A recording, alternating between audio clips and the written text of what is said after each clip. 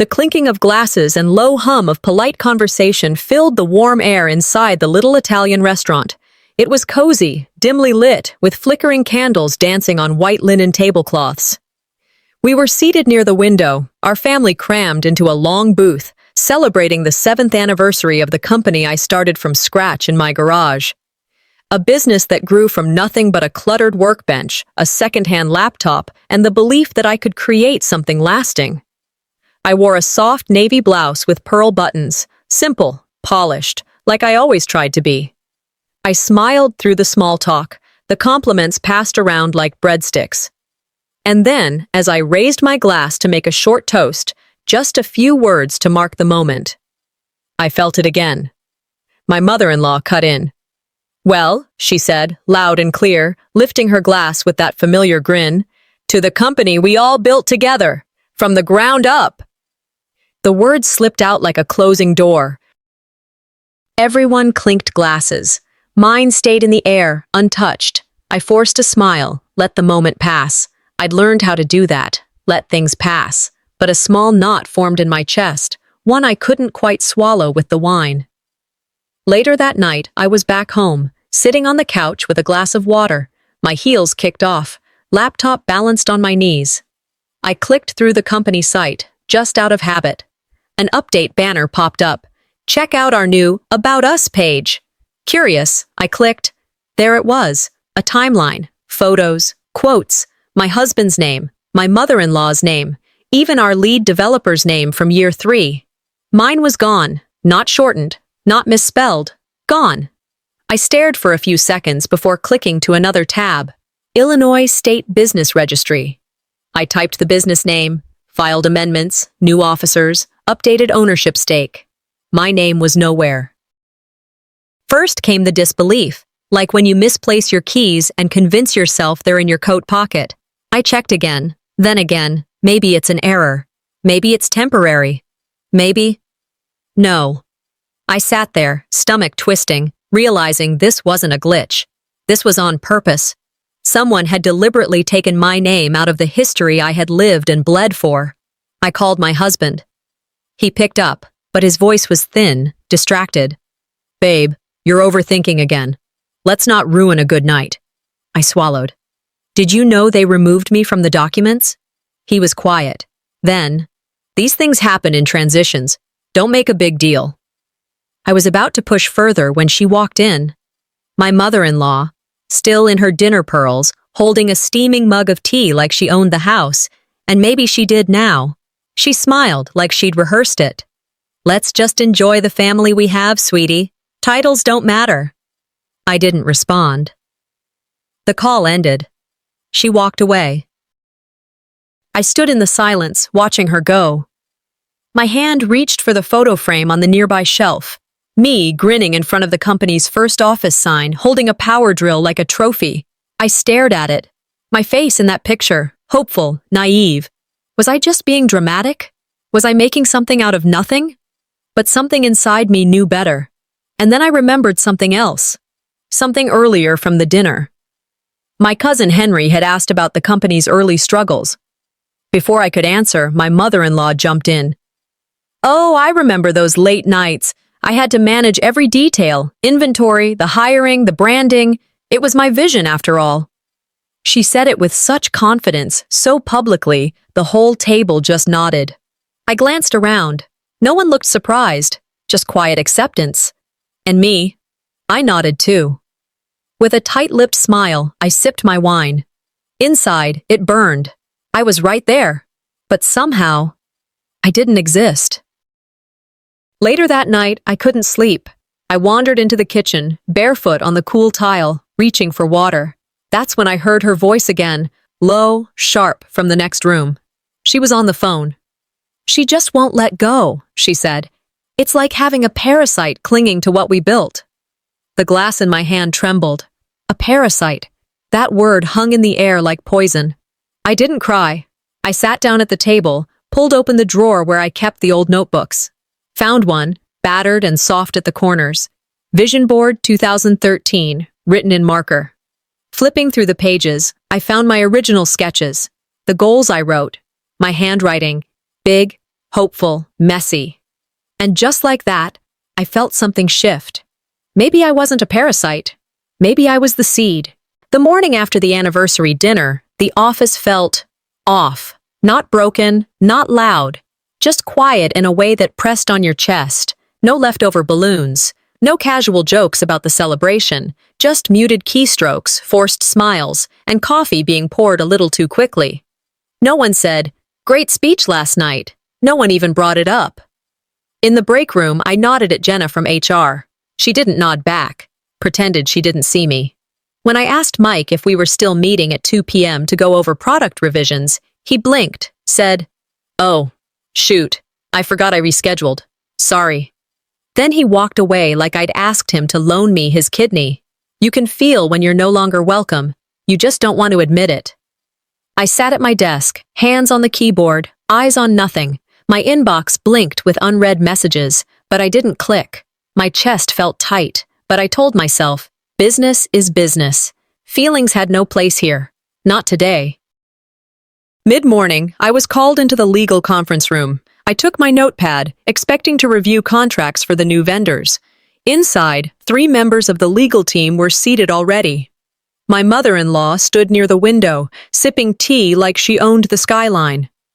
"Just a quick clarification," she said, waving her hand. "Nothing complicated. We need to make sure all IP rights are properly documented." They slid a folder toward me, thick, filled with paper that smelled like toner and trap. "Standard stuff," she smiled. "To reflect everyone's contributions fairly, just sign where it's flagged." The language was intentionally vague. I skimmed the first page and felt my throat tighten. There was no mention of initial equity, no reference to my original product design documents. Everything leaned toward jointly held property, but not in my favor. I glanced at the room. No one met my eyes. "I'd like to take this home," I said. Calm. Even. There was a pause. Then her smile flattened. "Oh, don't you trust us?" Trust. My mother once told me, if someone demands trust out loud, it's already broken. I packed the folder into my bag, stood up, walked out.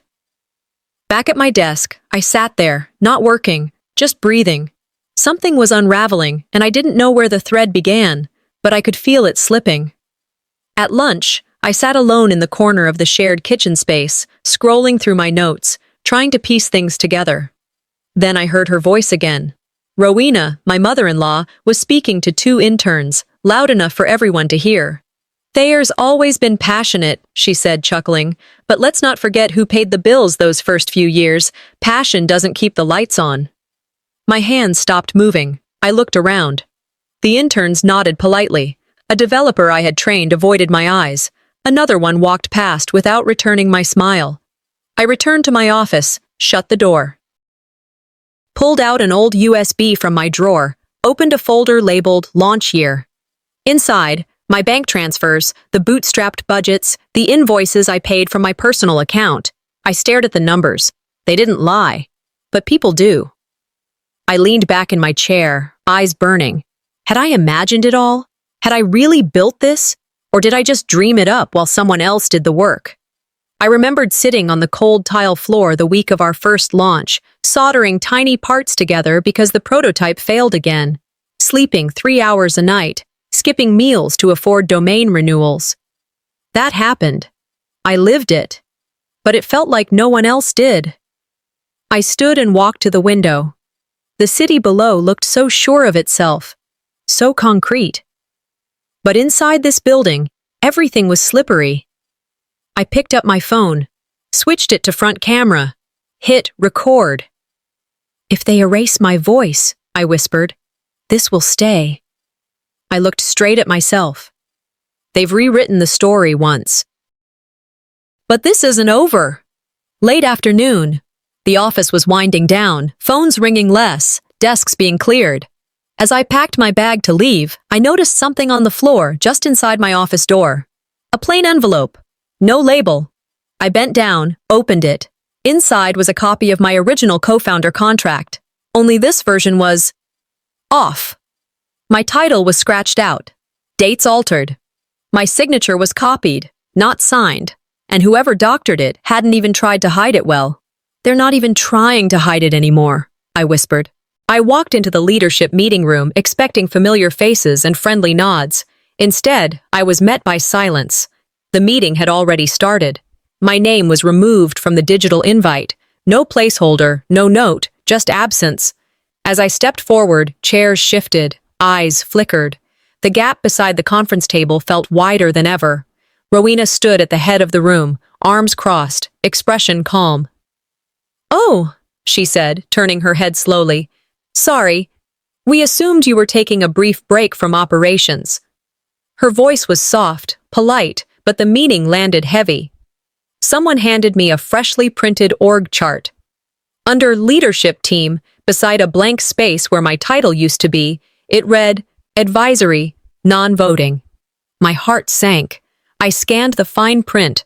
Pending board restructuring approval. Approval by whom? I wasn't consulted. Not a single draft, not a whisper. I swallowed hard. This wasn't a clerical error. Not likely. Later that day, I found Matteo in the parking garage, leaning on his car hood, hooded jacket soft in the autumn air. He glanced up when I approached. The last time we talked, we were coding side by side in that old lab. "They've been planning this for months," he said, voice low. He handed me a USB. "You didn't hear it from me, but listen. You deserve to know what's behind all this." Driving home, I placed the USB in the player. The recording crackled. A board member and Rowena laughed. "She really believed ideas matter more than money," said a voice I recognized. I closed my eyes. Anger pooled deep. Betrayal flattened my insides. They believed I was naive. Back at my apartment, I sat cross-legged on the floor, papers strewn. I backed up every file, prototypes, pitch decks, investor emails. I watched timestamps change as I renamed folders. My own designs were rebranded under other names. I opened my laptop and pulled up Illinois corporate law. Co-founder rights, intellectual property contribution statutes. I read until my eyes stung. No one knew I still passed by Matteo's office. I knocked. When he opened, he stepped back, wary. I waved the USB. He nodded, closing the door. Trust must be quiet now. Later, I wandered into the old testing lab. Abandoned, cold. On a battered corkboard hung my earliest engineering sketch, the very prototype I held at launch. Yellowed, curled, but unmistakable. I laughed softly, painfully. Funny how they leave behind things that don't matter. Until they do. That night, my phone vibrated. A mass email from Rowena's account. Annual shareholder assembly moved up to next Thursday. My name was not there. But the subject line stabbed me. Company culture reboot. I stared at the screen. They never claimed partnership. They erased me. The morning air felt colder than the calendar suggested. Maybe it was the wind, or maybe it was the shift I could feel before even stepping inside. The lobby, once familiar, now felt staged, polished, distant. A couple of staff passed me with half smiles, eyes darting away too quickly. No one made eye contact for long. Ilara's desk was empty. No coffee mug, no note, just a polished surface that looked like no one had ever sat there. I headed to my office but stopped when a message blinked on my screen. Executive meeting, 30 minutes. Come prepared. No agenda, no subject, just that. I stared at it longer than I should have. Then looked back at Ilara's empty seat. I remembered when we used to plan launch schedules side by side. Her laugh always broke the stress. They move pieces before you even know the game's changed.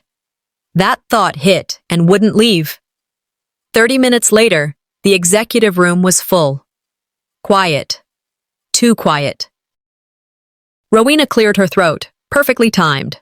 Before we begin, I want to address a concern regarding loyalty and alignment at the top. Everyone turned their heads slightly, but their eyes stayed down. Ilara's recent actions suggest a conflict of interest. Personal loyalties are admirable, but this role requires undivided focus. Ilara, seated at the far end, barely moved, just a slow inhale. Her voice was tight, barely audible. I've done nothing but support this company. Rowena didn't blink. Then you'll understand why stepping down is the most professional choice. There was no vote, no real discussion, just silence. And in that silence, a verdict. Ilara's eyes met mine for a second, just long enough. I didn't need words to hear it. She wasn't just being pushed out. She was being erased. If they take her away, I thought, they take my voice too. The meeting moved on like nothing had happened. Later that afternoon, I sat in my office and saw a notification I hadn't expected, a forwarded PR video. I opened it, half expecting the usual puff piece, but what played made my jaw tighten. Maris, one of the newer board favorites, was front and center, talking about the vision for the next product rollout. Behind her, animated sketches danced across the screen. Sketches I drew, words I'd written, concepts I fought to defend in early meetings, now rebranded, reformatted, recited like some kind of innovation hymn. The title below her read, Maris Delaney, Visionary Lead Designer. Visionary. I paused the video, frame by frame. I recognized my handwriting in one of the sketches. They hadn't even changed it all. People in the office applauded the video. One even sent a reaction in the company chat. I didn't yell. I didn't cry. I watched the video again. Paused it on Maris's smile. They're not just pushing me out, I whispered. They're wearing my skin. That night, I sat at my desk and opened a blank internal memo. I wrote what I remembered. Every meeting, every brainstorm, every sketch I'd contributed. I didn't send it. I just saved it, labeled it, record. Then I went through old emails, the ones where my name was on documents. I looked at the attachments. They were still there, but none had replies, no acknowledgements, like shouting into a vacuum. I opened my phone's camera, looked at myself, hit record. You can't name me out of existence, I said. Not if I leave the trail myself. I remembered something a mentor told me years ago. Never battle on someone else's turf, draw them to yours. So I didn't storm into the PR suite, didn't send rage emails. I sat, I watched, and I started planning, not for revenge, for exposure. When the sun dipped past the skyline, my phone buzzed. No contact name, just a number. A single message. Video files from Maris's computer just surfaced. I stared at it. My pulse climbed, quiet and sharp. They want the world to believe she built it all, I whispered. Then let me show them what they never understood. I barely slept the night before the assembly. Not from nerves, from clarity. I sat at the kitchen table, light off, just the glow of my laptop screen and a mug of black coffee that had gone cold hours ago. Every leaked file, every timestamp, every thread where my name was scrubbed or sidelined, I cataloged it all. One folder for strategy documents, one for pitch decks, one just for screenshots, and one I labeled, for the fire. I paid for private encrypted cloud storage out of pocket. I didn't trust company servers. I didn't even trust my laptop to stay unswept. Every single file, duplicated, renamed, backed up twice. When the sky turned gray, I changed into the red suit. Not flashy, not trendy. It was tailored years ago when we landed our Series A. Back when I believed funding would protect the dream. Now it was my armor. My way of saying, I remember who I was before you tried to erase me. Before I walked out the door, I hit record on my phone. Looked right into the camera and whispered, "You'll never win in silence again." The shareholders' assembly started like they all did. Polished slides, filtered smiles, catered pastries. My name wasn't on the agenda. I wasn't asked to speak. I wasn't even officially invited. But I walked in, sat down, and waited. When the product update began, Maris took center stage with all the confidence of someone who never stayed up overnight, debugging broken firmware. She smiled, clicked, and presented the new roadmap. That's when I stood up. "Excuse me, before we all applaud, I'd like to share something." There was a pause, a quiet kind of hesitation. No one stopped me. So I stepped forward, connected my own laptop to the projector, and pulled up an old deck, my name on the footer. Version history still intact, the original roadmap, the sketches, the language. Then I slid to their new deck, the one Maris had just presented. Same features, same flow. The only thing different was the logo and the signature. This is not innovation, I said. This is duplication. This company wasn't built on invention. It was built on erasure. No one clapped. No one moved. Rowena shifted in her chair. A subtle hand gesture, then someone in the back quickly ended the screen share. She smiled, too controlled.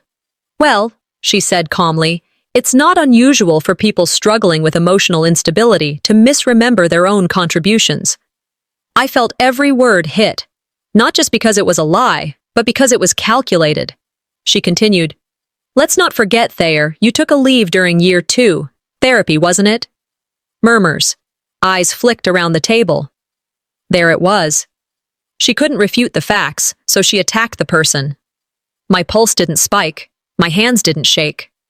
I stepped forward, met her gaze, and said flatly, mental health isn't a liability unless you use it to silence someone. A pause. If your memory's so selective, I added, I've got timestamps. I turned and walked out before she could respond. In the hallway, I didn't feel triumphant, just clean, like I'd washed off a layer of rot that had stuck for too long. A board member I barely knew stopped me by the elevators, didn't say much, just nodded. You made your point. Maris passed me, eyes down, face pale. Mateo lingered behind, gave me a subtle thumbs up. I didn't smile back. This wasn't a victory. This was a line, a boundary drawn. I wasn't asking for validation. I was claiming space they tried to pave over. That evening, as the city lights flickered on and my building settled into nighttime quiet, I heard a knock at the door. No one was there, just a small box on the doormat. Plain, no return label. Inside, a flash drive, and a single note. If you want to burn it all down, press play. I held it in my hand for a long time. I thought I wanted justice. But maybe what I really wanted was for the truth to hurt just as loudly as the lies once did. I didn't plug it in right away. I sat there, elbows on the kitchen counter, flash drive in my hand like it was a live wire. The note was short. No name, no greeting. Just, if you want to burn it all down, press play. I stared at the ceiling for a long time, thought about the risks, malware, spyware, tracking. But mostly, I thought about the possibility that someone, somewhere, had finally left breadcrumbs I could follow back to the rot at the core. So I powered up my spare laptop, the one with no connection to the company network, and ran a full virus scan first. It came back clean. The drive opened to a single folder. Internals. Inside were subfolders, neatly labeled by date. Each one carried names I knew by heart. Rowena, Maris, Dev Team, Legal. A chill moved through me. The first file was a screen recording, my Slack messages, but not as I wrote them. Edits, rearrangements, stripped from context, forwarded anonymously to senior staff. One message I remembered typing late one night, just checking a prototype glitch, had been spliced and forwarded as a 2:47 a.m. emotional breakdown. They added timestamps, made it look like I was spiraling. Then came the voice note. I clicked. It was Rowena's voice. She's unstable, she said plainly. We need her gone before Q2, quietly if possible. She's too tied to the early narrative. I paused it. I wasn't overreacting. I wasn't reading into silence. It wasn't paranoia. It was orchestration. I went still. Then I opened the second folder, labeled Edited Communications. Dozens of emails I remembered writing, clear, calm, and collaborative, all repurposed. Subject lines changed to things like urgent or internal error. My words rearranged to sound panicked, like I couldn't handle pressure. I clicked through the metadata. Every one of those doctored emails came from the same IP, a company-issued laptop tied to Rowena's assistant, which meant C-suite clearance. 6 months ago, she'd sat across from me in a glass-walled office and suggested I take a break, that I was burning the candle at both ends. Now I knew why she wanted me out of the way. There was one file marked with red. Board vote day, Q2 expansion. The email was from my address. Subject, Family emergency, requesting immediate leave. I stared at it, heart pounding. I never wrote that. I was in the office that whole day. I remembered. We were prepping the budget draft. I'd met with finance. Even got coffee with Alara before noon. I scrolled to the timestamp. 1:14 p.m. There it was. A hallway security cam. Same day. Same moment. I was walking past the front desk. The footage didn't lie. I wasn't home. I wasn't gone. I wasn't even offline. That fake email removed me from a board vote, one that greenlit a new expansion deal I'd raised questions about. And because of that forged emergency, Rowena had claimed my proxy vote in good faith. She'd voted yes, and the expansion went through. I gripped the edge of the table. They didn't just nudge me out. They rewrote my actions, erased my presence, and made it all look voluntary. I didn't step away, I whispered. I was pushed out and told I moved. I printed everything, not just to have it, to see it in physical form. One binder, black. On the front, evidence, in red ink. I made a copy and sent it to a P.O. box I'd kept under my maiden name. I picked up my phone to call Alara, but my thumb hovered over the green button. Then I closed the screen. Not yet. She deserved more than panic. Instead, I pulled a sticky note and wrote one name. A lawyer I hadn't talked to in 10 years. But back then, she built her reputation on dismantling NDAs and calling out falsified exits. The kind of woman who kept one pair of heels and 3 file boxes ready at all times. I exhaled. Long, controlled. You only win when I doubt myself, I murmured. And I'm out of doubt. I reached for the drive again to lock it in the safe, but my eye caught one last file. Confidential, maternal ownership clause. The date? Founding year. I froze. My name was on the first draft of the company charter, so why wasn't it on the legal copy? I was outside the law office 15 minutes early. Not because I was nervous, I just didn't want to be rushed. You show up late to something like this, they think you're on your heels. I wasn't. I was walking in with both feet planted and fire behind my ribs. The attorney was already inside, Elena Cho, direct, steel-eyed, no fake pleasantries. She slid the flash drive across the table with one hand, the other already scrolling through notes on her tablet. You understand they'll hit back hard? She said, not even looking up. I nodded once. Let it come. We reviewed everything, the doctored emails, the fake emergency, the altered timestamps. She'd already pulled the governance clause from the founding charter, the one Rowena must have hoped we forgot existed. Before we left, I sat in the conference room alone and finished the motion. It named Rowena explicitly. Breach of fiduciary duty, abuse of proxy vote, manipulation of internal communications. Then I sent it. CC'd to every board member, even the quiet ones who'd avoided eye contact these past few months. This wasn't a letter. It was a line drawn in permanent ink. I didn't walk into that boardroom blind. I marched in knowing they'd already picked sides. They just hadn't had to show it yet. By noon, the meeting was called to order. They didn't expect me to speak. They certainly didn't expect my name to appear on the day's agenda. Formally submitted under Shareholder Clause 7.3. That's when the temperature shifted. Elena read the motion aloud. Her voice didn't tremble. The wording didn't leave room for interpretation. I stood when the file folder hit the table. This is a record, I said, of stolen ideas, forged emails, faked leave, and unauthorized votes made under my name. I clicked the remote. Projected side-by-side images of the original IP designs and what Rowena had pitched as her own weeks ago. Overlaid timelines, Slack transcripts, the falsified email. Some board members shifted in their seats. A few wouldn't look up. One of them, Tom, who used to ask for my notes after every session, was pale. Rowena stood.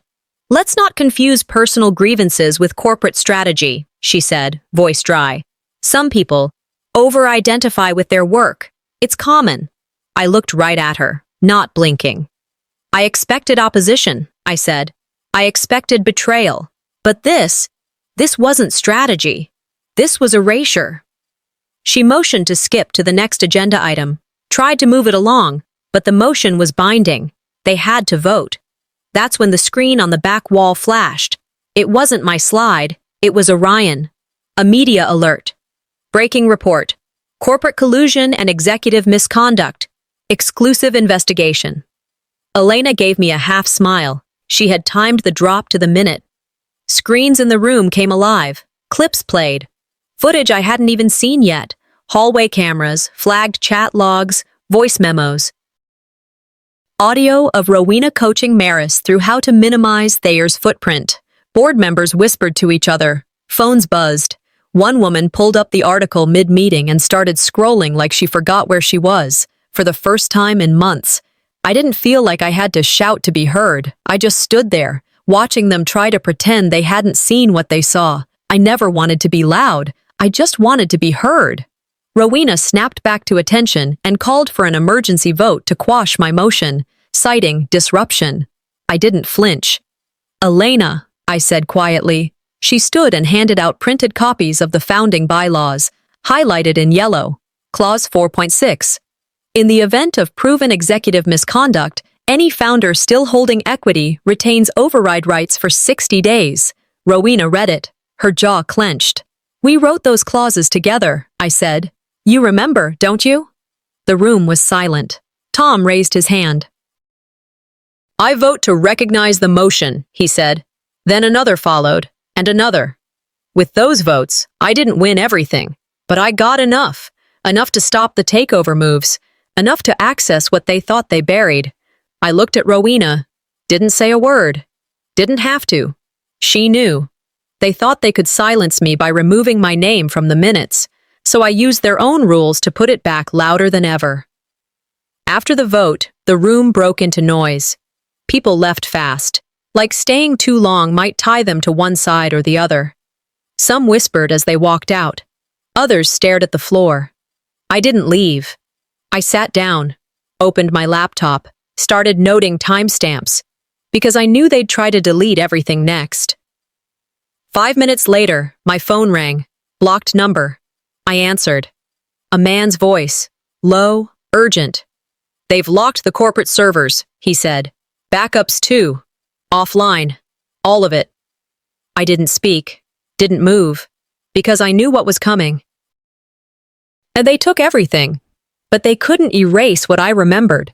And now they were going to try to burn every trace. The power was out in half the building, so they gave me a flashlight and told me to be careful on the stairs. Basement smelled like old dust and boxes that hadn't been touched since the Reagan administration. The clerk didn't even come all the way down, just pointed at the last row of cabinets and told me, "You'll want drawer 33A, left side." I took a breath, switched on the flashlight, started walking. The box I pulled had the original incorporation records from our first year, yellowing pages, metal clamps, and waxy seals still intact. I flipped past copies of licenses, early board appointments, financial statements. Then I saw it. Form 109B, the incorporation signature page. My mom's name was there, inked in black. First, middle, last. Neat cursive, but wrong. Too sharp on the R. Off-center baseline, slight slant to the left, like someone had tried copying it by memory. I froze, pulled my bag off my shoulder, and reached inside for the envelope. The one I kept hidden behind old photos, wrapped in cloth. It held 3 things: a photo of her at my graduation, a folded piece of stationery, and one journal entry she'd written during chemo. She'd signed it, soft and round, just like always. I placed both papers side by side on the floor. They didn't match, not even close. My throat tightened. It wasn't just about business anymore. They didn't just steal from me. They buried my mother's name and built their empire on top of it. And they thought I'd never dig far enough to find the bones. I pulled the document, took photos front and back, cataloged everything, sealed the envelope again. Then I checked the timestamp. The incorporation page was dated July 17th. Problem was, my mother had been in ICU that entire week. I left the courthouse and sat in my car, heat rising through the seat while the sun was still low.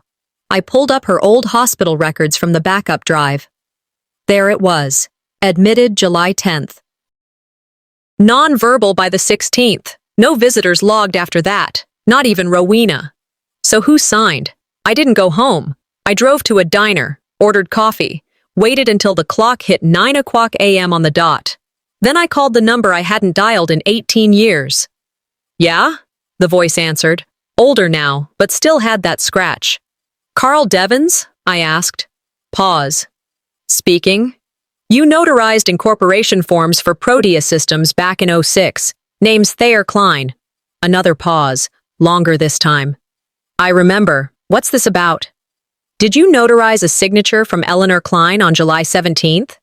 Static. Then, she wasn't there that day. Silence again. I let it sit. You said she signed, I said finally. I was told she approved it, that she'd signed earlier. They needed it dated for the filing window. They? There was a breath, maybe a sip. A woman named Rowena, and some guy, Jared, I think. My stomach turned. She said Eleanor wanted it fast-tracked, he added, voice quieter now. Said she couldn't be there herself, but it was all above board. Do you believe that now? He didn't answer. Carl, I need you to say it. Did you notarize a forged signature? A beat, then soft. I knew it was wrong, but they said she was fine with it, that she was sick and trusted them. I hit record on the call. Thank you, I whispered. When I got back to my place, I didn't speak, didn't eat. Just walked into the home office and spread out everything I had. Timelines, voice memos, emails that signed fake form. Then I opened the shared drive I still had credentials for. Found a file buried 3 levels deep, labeled Old Docs Deprecated, Zip. It was still there. Took 5 minutes to extract. Then the emails loaded. The first was from Jared, dated 6 weeks before incorporation. Once we switch the maternal clause, we control 75%. She'll never know. Then Rowena. She's too emotional to track it anyway. Just do it before the next investor round. I stopped scrolling. Didn't even blink. This wasn't negligence. This wasn't an oversight. This was plotted. They hadn't just cut me out. They'd erased my mother, the original co-signer, the woman who raised the seed money from her inheritance. They buried her and replaced her with a forged signature and built everything on the back of that lie. I saved the files, encrypted and backed up twice. Labeled them. Root Deception. By 4 a.m., I had 3 monitors set up. One for the real timeline, one for the doctored one, and one for overlays. I color-coded every connection, every altered document. Built a clean presentation. My attorney was set to arrive by 10. I'd walk her through everything, then take it public by noon. Before I closed the folders, I opened my mom's journal again, last page, a line she'd underlined. Build something worth defending.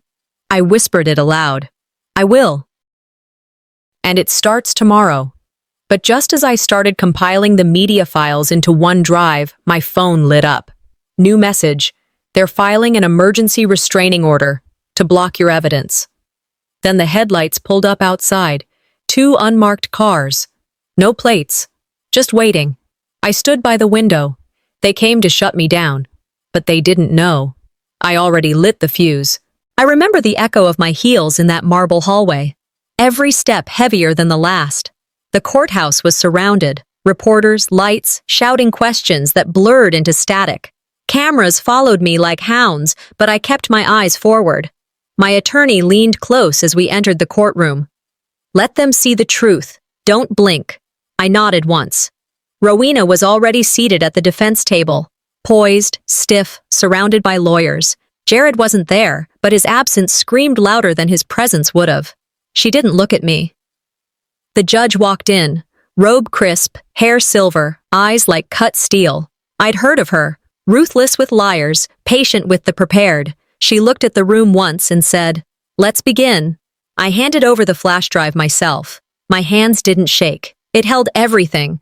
Archive records, forged documents, audio testimony from Carl, email chains, timestamps, side-by-side signature analysis. Every page lined with the dirt they'd built their fortune on. I sat down, and for the first time in years, I felt no fear, only fire. This wasn't business. It never had been. It was blood.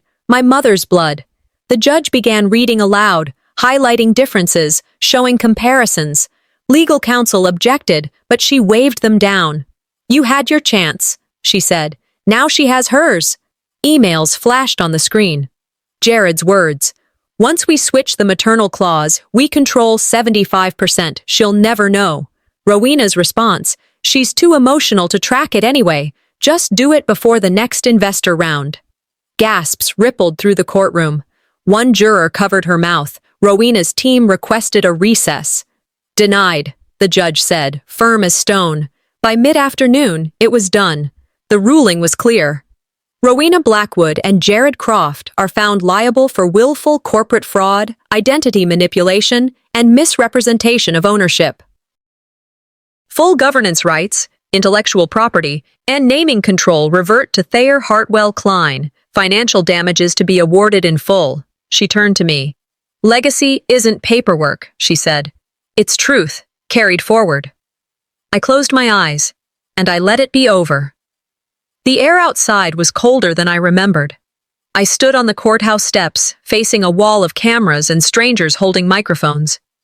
My attorney whispered, "You don't have to say anything." I shook my head. I did. Not for me. For every woman who'd been erased by people who smiled in their face. I stepped to the mic. My name is Thayer Klein. Today, justice caught up to lies that started before I was even given a seat at the table. Flashes went off. I speak not as a CEO or a founder, but as a daughter. My mother's name was Eleanor Hartwell, and what they took from her, they never earned. I paused. My message to women watching this, especially the ones working twice as hard to be heard half as loud, don't stop. Silence favors the thief. Speak loud, even if your voice shakes. Someone applauded. I didn't smile. I looked past the crowd as they led Rowena out in cuffs. No words, just her face. Tired, pale, cracked around the edges. She tried to lift her chin, but it wouldn't stay up. Some people booed. I didn't join in. Instead, I turned back to the mic. This company isn't just mine again, I said. It's finally honest. Then I walked away. Not fast, not triumphant, just steady. Back home, I unlocked the front door with both hands. The house was quiet. Afternoon sun warming the living room floor. My bag dropped beside the hallway table. I walked into my office.